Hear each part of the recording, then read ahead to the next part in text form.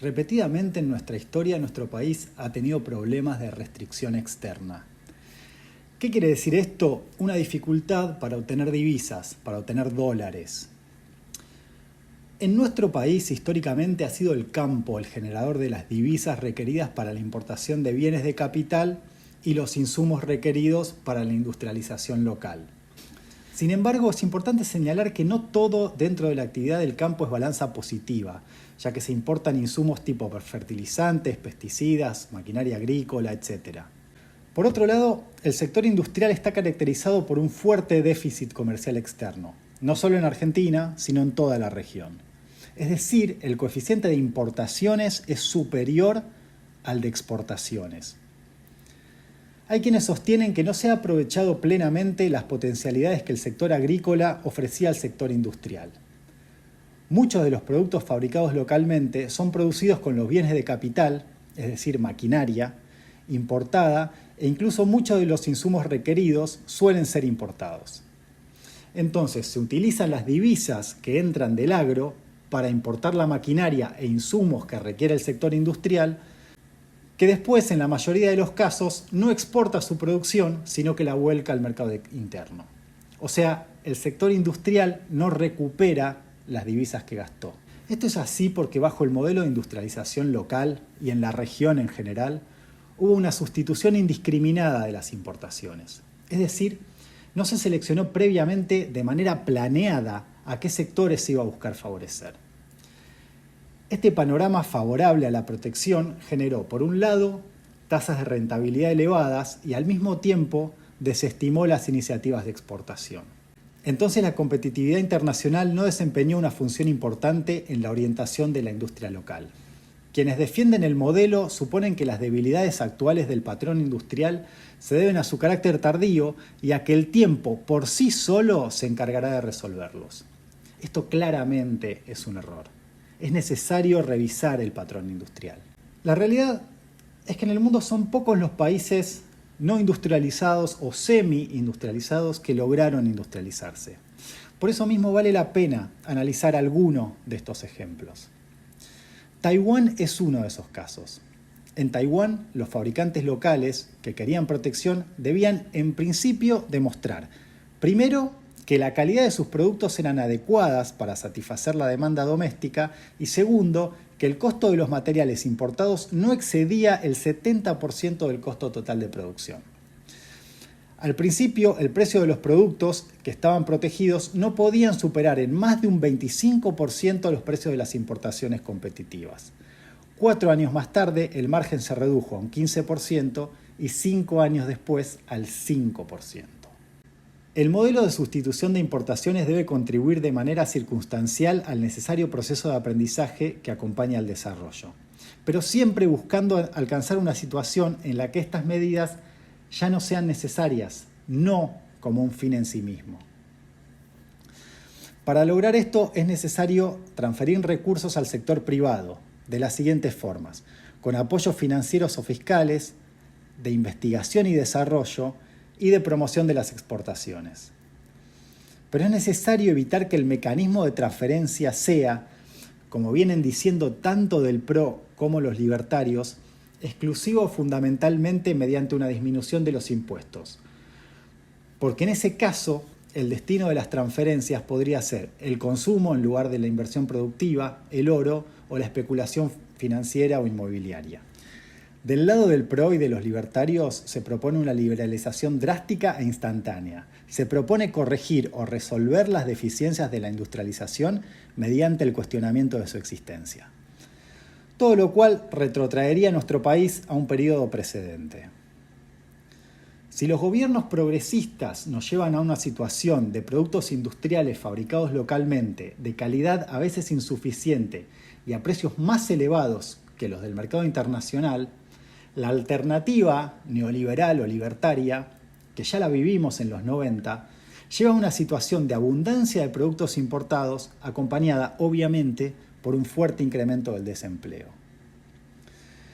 Los liberales repiten que es necesario eliminar al accionar público sobre el mercado, lo cual supuestamente permitiría el renacimiento del paraíso perdido del liderazgo empresarial. que es necesario restituir al mercado nacional e internacional la función suprema de la regulación económica.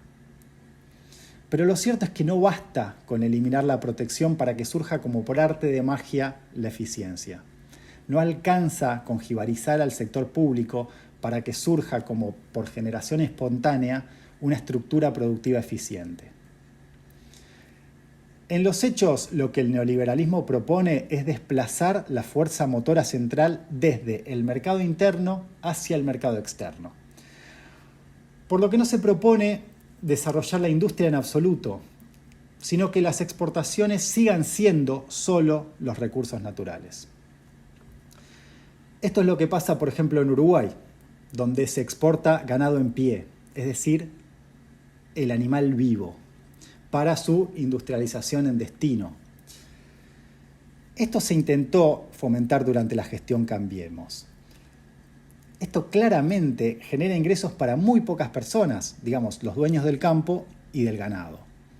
No genera empleo y aún más, incluso puede poner en peligro al que ya existe, ya que en Argentina hay unos 400 frigoríficos, de los cuales al menos un 25% son exportadores. Implicaría un retorno a la exclusiva exportación de recursos naturales y una inserción pasiva en el mercado internacional. La industrialización conlleva 3 puntos principales que son: 1. Generación de empleo, 2. Calificación de la mano de obra y 3. Crecimiento de los salarios. El sector industrial es un catalizador del progreso y de la transformación económica y social. Sin lugar a dudas hay que incentivar la exportación, pero no a cualquier exportación. No es la exportación per se la que genera lo anteriormente mencionado, sino el hecho de que sea sometida a un procesamiento local. Es necesario procesar los recursos que constituyen la base de las exportaciones. Hay que proteger la industria nacional, obviamente, pero en favor de un aprendizaje sólido y en profundidad, hasta alcanzar una relativa paridad con la competencia internacional. A partir de ahí, abrir paulatinamente el mercado, buscando penetrar en el mercado internacional. Hay que elevar la competitividad de los fabricantes locales en líneas específicas previamente determinadas, en torno a sectores estratégicos, buscando penetrar y consolidar posiciones en los mercados internacionales. Para esto es necesario hacer lo que hace mucho no hacemos.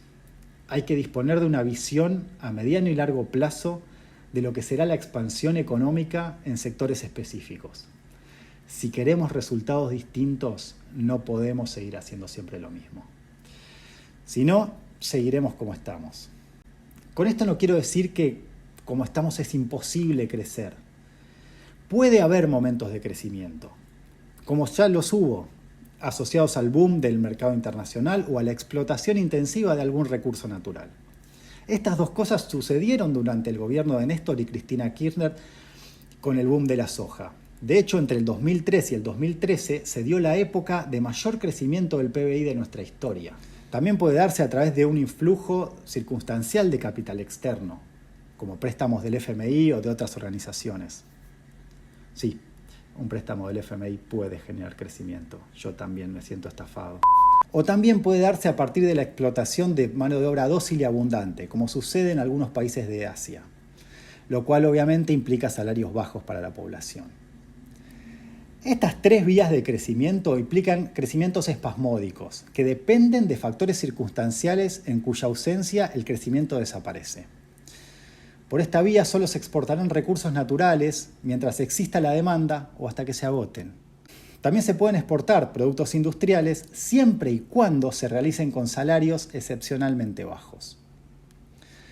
Cualquiera de estas 3 opciones implica delegar en agentes externos la responsabilidad de definir la estructura productiva presente y futura del país. Implica convertirnos en objetos pasivos de las fuerzas del mercado internacional. Lo que hay que buscar es lo contrario. Hay que buscar un crecimiento autosostenido y su perdurabilidad. Bueno, ustedes dirán, bueno, muy lindo todo, ¿no? Pero ¿por dónde empezar? La pregunta del millón. Bueno, esa es una cuestión. La especialización de nuestra industrialización ha estado históricamente ausente. Lo que hay que hacer es evaluar las potencialidades de las que el país dispone y pensar en la fabricación de los equipos asociados a los rubros principales de exportación del país. de los sectores que ya de por sí generan una porción elevada de las divisas que ingresan al país. Podemos pensar en maquinaria agrícola, equipos de preservación animal, refrigeración y almacenamiento, equipos de transporte y todas las demás actividades industriales colaterales. Y de esa forma apuntar a generar un bloque agroindustrial, en lugar de continuar con esta guerra absurda entre el campo y la industria. Argentina también está particularmente bien posicionada para la transición energética. Es preciso explorar a fondo las potencialidades con la biomasa, la energía solar, también con la industria minera local, que actualmente no utiliza ni capital ni financiamiento nacional, y también el litio, que es muy importante para las baterías de los celulares y los autos eléctricos y será clave en el futuro. La demanda de litio se va a duplicar en los próximos 40 años porque el mundo está buscando llegar a la meta estipulada de 0 emisiones de carbono para el año 2050. La producción argentina de litio puede pasar de 6.000 toneladas a 120.000 toneladas en 2 años. Como dije, oportunidades hay, pero como dije hace un rato, si queremos resultados distintos, no podemos seguir haciendo siempre lo mismo.